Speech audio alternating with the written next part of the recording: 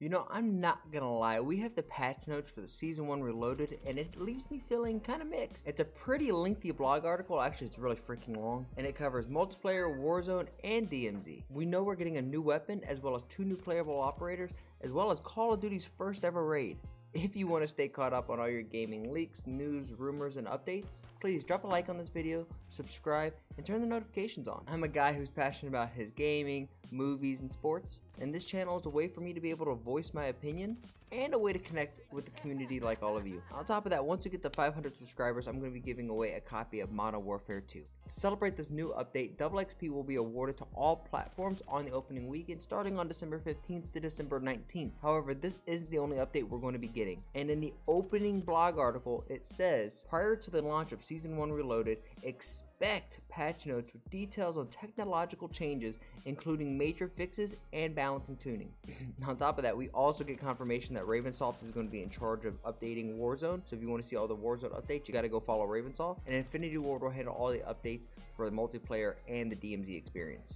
So let's start out with Call of Duty's first ever raid, the Atom Grind. Fun fact, in a separate article, it says that the developers who were in charge of making this raid were inspired by Destiny's Vault of Glass. Huh. Pretty neat. And while completing this raid is going to unlock familiar faces, playable operators in Warzone, multiplayer, and all that, the rumor has it that it's going to be Gus and Farah, which I'd be totally down with. However, in the blog article, once you complete the raid, it says a harder difficulty playlist that will challenge even the veteran operators will be unlocked. And I'm not too sure what this means, but we were told that it will lead to unlocking other cosmetics in the game. And so far, the in-game cosmetics that have been unlockable via special ops, DMZ, and whatnot have, well, left something to be desired. And honestly don't have me too excited to complete the raid, other than just for the fact of completing the raid. Like the in-game rewards, from what I've seen so far, the expectations I have are pretty low. But in order to access the raid, you're gonna have to have a raid key.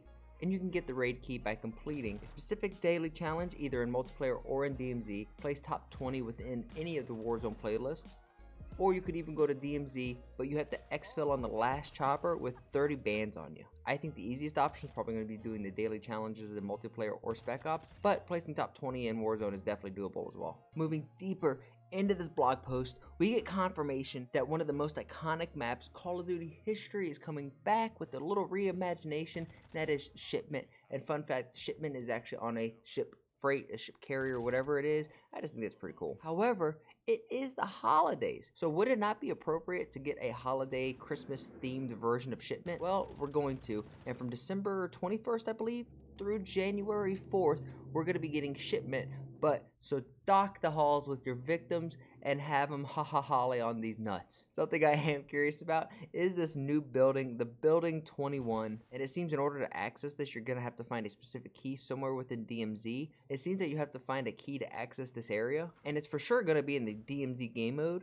And if you access it, it holds high tier contraband weapons. But is this going to be a playable or accessible area within Warzone? So to be honest, I can't really tell if I'm actually excited or hyped, or if Call of Duty is just doing the right things to get me excited and hyped. You know what I mean? I don't know what the hype level of this accurately is. I don't know if this is like really cool, because like my question is, when did Call of Duty ever focus on being a PvE kind of game? But I don't know.